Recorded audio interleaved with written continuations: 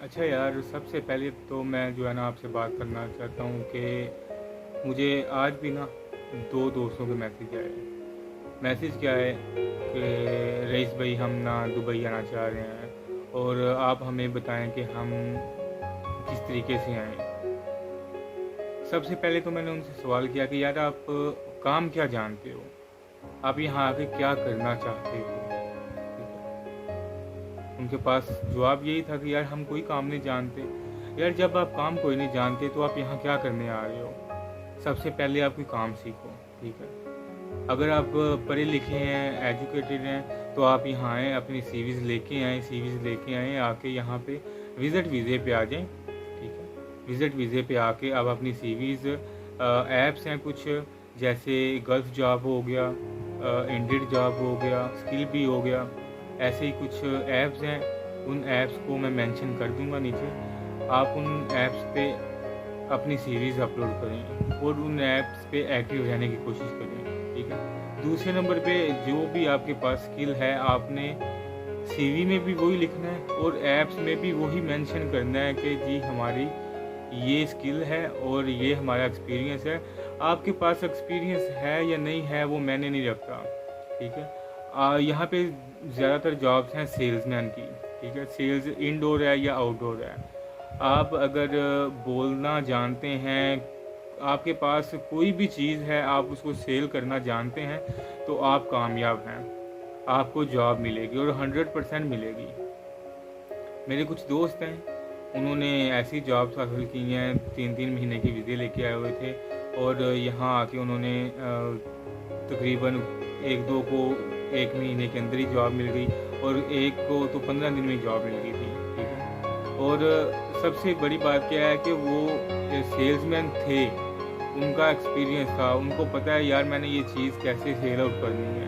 ठीक है, अगर आपके पास कोई स्किल है तो आप कोशिश करें कि सबसे पहले तो आप कोशिश करें कि आपको कंपनी का वीज़ा मिल जाए। हमारे पाकिस्तान में, इंडिया में, बांग्लादेश में आपको बहुत से ऐसे एजेंट मिलेंगे, लेकिन मैं आपको ये बताना ज़रूरी समझता हूँ कि आप किसी भी एजेंट के पास जाएं, उसके पास अपनी एजेंसी का रिक्रूटिंग लाइसेंस होना चाहिए। जो लाइसेंस याफ्ता एजेंसीज़ हैं, आप उनसे वीज़ा ले सकते हैं। इसका ये फ़ायदा होगा कि वो आपसे फ्रॉड नहीं कर सकते। और बहुत सी एजेंसियां ऐसी भी हैं जो ऐसी शॉप ली, वहाँ ऑफिस बनाया और बैठ के वो आपको धोखा देंगे, आपके साथ फेक कमिटमेंट करेंगे। उसका फ़ायदा नहीं है, उसका आपको नुकसान होगा, आपके पैसे जो है ना वो ज़ाया होंगे, टाइम ज़ाया होगा। आप उनसे, चाहे आप कोई भी काम जानते हैं, आपको कंपनी का वीज़ा मिल रहा है, आप जो आपको कहता है कि यार मैं लाइसेंस होल्डर हूँ, मेरे पास एजेंसी का लाइसेंस है, और जो वीज़ा वो आपको दे रहा है वो आप जिस भी कंपनी का है, ऑनलाइन गूगल पे जाएं, गूगल पे जाके कंपनी का नाम लिखें, उसका देखें कंपनी ने वीज़े निकाले हुए हैं, कोटा आया हुआ है, तो वो आपको वीज़ा दे रहा है, वो सही बात है, वरना वो आपको धोखा दे रहा है। सही है। उसके बाद अगर आप विज़िट पे आना ही चाहते हैं, यहाँ पे आप पढ़े लिखे हैं, आप चाहते हैं कि हम बहुत अच्छी जॉब करें, वाइट कलर जॉब करें, तो आप वहाँ से सीवी बना के लेके आएँ। यहाँ आके आप ऑनलाइन भी अप्लाई करें और आप कंपनीज में जाएं, जाके वहाँ पे सीवी सबमिट करें। ठीक है, और सबसे बड़ी बात पता क्या है, आपको दुबई में अगर कोई आपका दोस्त कहता है ना कि यार आप आ जाओ, मैं आपको संभाल लेता हूँ, तो भी आपने उसकी बात नहीं माननी। आपने उसके बिहाफ पे नहीं आ जाना कि यार वो आगे है मुझे संभालने के लिए, वो आपका रूम रेंट देने के लिए तैयार है, वो आपका खाने पीने का खर्चा देने के लिए तैयार है, लेकिन फिर भी आपने उसके बिहाफ पे नहीं आना। जब आप 3 महीने का वीज़ा लेके आ रहे हो तो कोशिश करो कि कम से कम 2000 दिरहम आपकी पॉकेट में होने चाहिए, जो आप 3 महीने के लिए यहाँ पे अपना सरवाइव करोगे होंगे।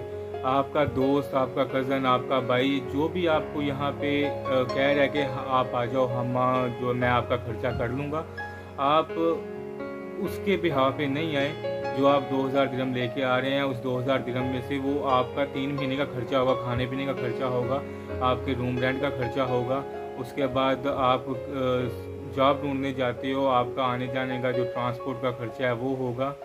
तो क्योंकि यहाँ पे हर बंदे ने जो है ना वो अपना एक शेड्यूल बनाया होता है, सैलरी के हिसाब से शेड्यूल बनाया होता है कि यार मेरी सैलरी इतनी आनी है, मैंने इसमें से इतने यहाँ पे खर्च करने हैं, इतने यहाँ पे खर्च करने हैं, इतने मैं गन्ने घर में भेजने हैं। हर बंदे का जो है ना अपना एक शेड्यूल होता है। तो कोई भी अगर उस बंदे के पास आ जाता है तो वो अपने शेड्यूल से हट जाता है। फिर वो जब अपने शेड्यूल से हट जाता है तो उसको कितनी देर अपने साथ रख सकता है, वो उसको ज़्यादा से ज़्यादा 15 दिन 20 दिन या 1 महीना रख सकता है। उससे ज़्यादा वो उसका बोझ नहीं उठाएगा। वो उसको कहेगा यार जाओ जाके कोई अपना अब बंदोबस्त करो, मैं तुम्हारा इतना ज़्यादा बोझ नहीं उठा सकता। इसलिए मेरे भाई, आप विज़िट पे आना चाह रहे हो तो आपको जो मैंने बातें कही हैं उनको फॉलो करना पड़ेगा, और ये आपके लिए अच्छा रहेगा। और अगर आप कंपनी के वीज़ा लेके आते हो, कंपनी के वीज़े पे आते हो, तो वो सबसे ही अच्छा है, क्योंकि आप डायरेक्ट आपको कंपनी का वीज़ा मिलता है वहाँ से, पाकिस्तान, इंडिया, बांग्लादेश से, और डायरेक्ट आप कंपनी में आते हो। कंपनी की गाड़ी आपको एयरपोर्ट से रिसीव करती है, कंपनी की गाड़ी तक लेके जाती है, आपको कंपनी ही आपको अकोमोडेशन देती है, रिहाइश देती है, और आपकी टोटल जितनी भी जिम्मेदारी है वो कंपनी की होगी, ना कि आपके किसी जानने वाले की। और सबसे बड़ी बात है कि आप आते ही दूसरे दिन काम पे लग जाओगे, आपको जलील होने की ज़रूरत नहीं पड़ेगी। और जब आप काम पे लग जाओगे तो आप मुतमिन रहोगे, आपके सर पे कोई टेंशन नहीं होगी कि यार मैंने काम ढूंढना है। हाँ, कंपनी की सैलरीज कुछ कम होती हैं, लेकिन आप आज़ाद भी कितना सैलरी ले लोगे। कंपनी की सैलरी अगर 1200-1300 है तो आज़ाद आपको 1500-1600 मिल जाएगी, इससे ज़्यादा नहीं मिलेगी। यूएई में तो इससे ज़्यादा सैलरी मेरी समझ में नहीं आता कि कोई बंदा कह रहा है ना कोई यार मेरी 2500-3000 सैलरी है, तो वो समझ लें कि बहुत ही ज़्यादा है उसकी सैलरी है। अगर 2500-3000 है, 2500-3000 में से उसका रूम अपना होगा, खाना पीना अपना होगा, लेकिन जो कंपनी आपको सैलरी दे रही है 1200 या 1300, उसमें कंपनी आपको रहाइश भी दे रही है, आपको खाना पीना भी दे रही है, यानी आपको खाने का खर्चा कंपनी उठा रही है, रहाइश का खर्चा कंपनी उठा रही है, और उसके बाद कंपनी आपके वीज़े का खर्चा भी उठा रही है। 2 साल बाद जो आपकी एमिरेट्स आईडी है वो ख़त्म हो जानी है, वीज़ा ख़त्म होना है, तो वो भी कंपनी ने ही रीन्यू करवाना है। उसके बाद ट्रांसपोर्टेशन का खर्चा कंपनी उठा रही है।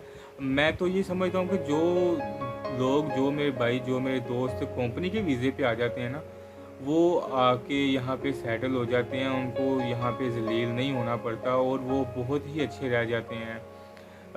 लेकिन जो लोग आ जाते हैं यहाँ पे विज़िट वीज़े पे आते हैं, उनको यहाँ आके बहुत सारी परेशानियों का सामना करना पड़ता है, बहुत परेशान होते हैं, क्योंकि यहाँ पे रहने का, खाने पीने का जो है ना वो खर्चा अफोर्ड करना बहुत मुश्किल होता है। यहाँ पे रहाइशें जो हैं, रूम जो हैं, वो बहुत ही एक्सपेंसिव हैं, और खाना अगर आप जहाँ रूम में रह रहे हो वहाँ पे आप सबके साथ मिलके खा लेते हो तो वो आपको 200-250 तक आ जाएगा। अगर वो आप होटल से खाते हो 3 टाइम का खाना, तो वो आपको तकरीबन 1 महीने का जो खाना है ना, वो सिर्फ आपको 8 से 900 दिरहम का सिर्फ 1 महीने का खाना ही पड़ जाता है।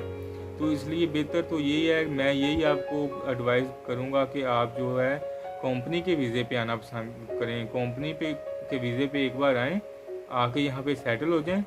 आप दूसरा वीज़ा कंपनी से नहीं लगवाएं, आपको यहाँ की समझ आ जाएगी, आप अपने लिए कोई बेहतर काम ढूंढ लेंगे तो आप दूसरा वीज़ा उनसे लगवा लें। तो आज के लिए यही था। इंशाल्लाह मिलते हैं एक और नई वीडियो के साथ, एक और बहुत अच्छी नई मालूमात के साथ। और अगर आपको किसी भी किस्म की यूएई में, दुबई में आपको किसी किस्म की इंफॉर्मेशन की ज़रूरत है तो आप मुझे कमेंट में बता सकते हैं। इंशाल्लाह नेक्स्ट वीडियो मैं उस पर बनाऊँगा। दुआओं में याद रखिएगा। आपका भाई रईस अली। अल्लाह।